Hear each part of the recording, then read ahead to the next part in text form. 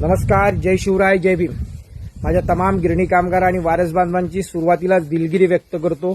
शनिवार, रविवार आणि सोमवार हे 3 दिवस माझा संपर्क आपल्याशी होऊ शकणार नाही, कारण एका कामानिमित्त बाहेर आलेलो आहे आणि तिथे नेटवर्कचा प्रॉब्लेम आहे.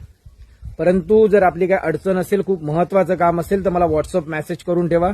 नेटवर्कमध्ये गेल्यावर निश्चितपणानं आपण तुमची जी काय अडचण आहे तिच्यावर चर्चा करू. परंतु आता आपण एक जन आंदोलनाची तयारी करतोय, तिची बांधणी करतोय.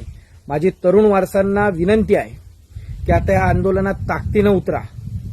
जर आपल्याला मुंबईतील करोडोचा अधिकार, करोडोचं घर जर मिळवायचं असेल तर त्यात ताकदीनं उतरण्याची आता गरज आहे. सुरुवातीला आपण आपला जो काही जनसंपर्क आहे, आपले जे काही गिरणी कामगार वारस विखुरलेले आहेत, यांना एकमेकाशी कसं एकत्रित आणता येईल त्याच्यासाठी प्रयत्न केले पाहिजेत. आजकाल व्हॉट्सअपच्या माध्यमातून असेल, सोशल मीडियाच्या माध्यमातून एक आंदोलन केलं पाहिजे. या सरकारला त्याच्याशिवाय जाग येणार नाही, अशा पद्धतीचं एक वातावरण किंवा एक लोकांनी प्रश्न मांडले जातात. निश्चितपणानं आंदोलन उभं करायचं आहे.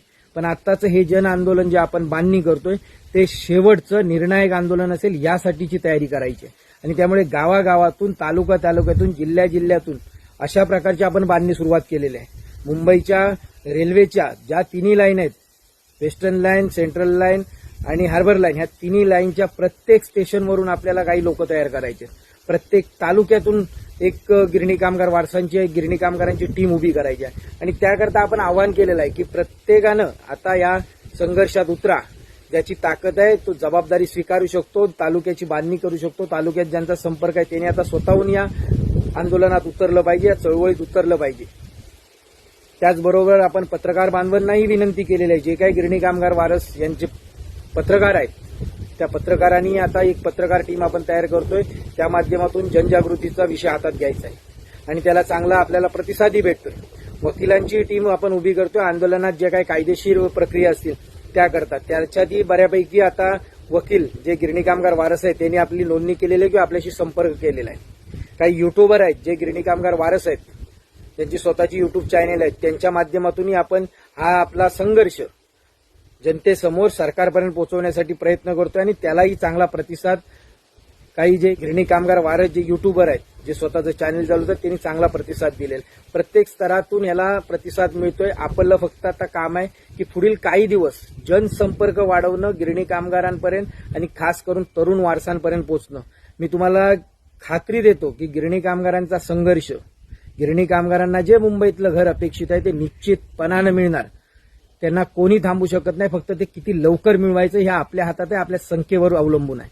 जेवढा जनसंपर्क आपण वाढवू, जेवढी संख्या आपली वाढेल, तरुणांची संख्या आंदोलनात जेवढी दिसेल, महिलांची संख्या जेवढी दिसेल, तेवढं या आंदोलनाला यश लवकर येईल आणि आपला मुंबईतला जो काय अधिकार आहे, मुंबईतलं जे घर आहे ते आपल्याला मिळायला तेवढा लवकर आपल्याला तो अधिकार मिळेल. त्यामुळे सर्वांनी आता ह्या जन आंदोलनाची थोडे काळ ठेवा बाजूला. आपले काय पक्ष असतील, राजकीय पक्ष, संघटना वगैरे थोड्या काळ बाजूला ठेवा. निश्चितपणानं आपण हा संघर्ष जिंकून दाखवू. फक्त गरज आहे ती आता फक्त गांभीर्यानं प्रत्येकानं या संघर्षात उतरण्याची. कारण या संघर्षाची एक अडचण अशी झालेली आहे, गरज असणाऱ्यांपेक्षा गरज नसणाऱ्यांची संख्या तिथे जास्त आहे. त्यामुळे गिरणी कामगारांना खूप मोठा तो आकडा दिसतोय. त्यामुळे जर प्रत्येकाला गरज आहे, प्रत्येकाने अर्ज केलेला, तर प्रत्येकानं आपापल्या पद्धतीने या संघर्षात उतरण्याची गरज आहे.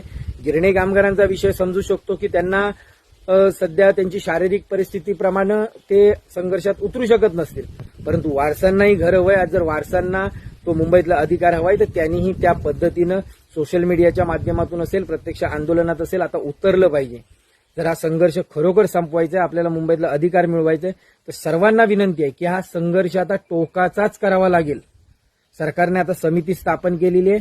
निश्चितपणाने ती काम करेल अशी अपेक्षा आपण ठेवून काही काळ त्यांना द्यावा लागेल. ज्या काही प्रशासकीय तरतुदीप्रमाणे त्यांना वेळ द्यायला पाहिजे तो आपण दिलेला आहे. 60 दिवसात जर या समितीनं त्याच्यावर निर्णय घेतला नाही तर पुढच्या जन आंदोलनाची हाक आपल्याला द्यावीच लागेल. एवढं मात्र सर्वांनी लक्षात ठेवा.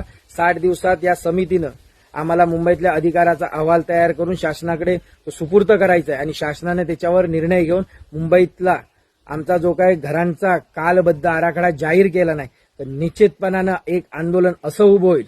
कारण आम्ही कालच सांगितलेलं आहे, जर गिरणी कामगारांच्या घराच्या प्रश्नावर, मुंबईतल्या अधिकाराच्या बाबतीत जर कोणाच्या पोटात दुखत असेल तर त्या पोटदुखीचं औषध आमच्याकडे आहे.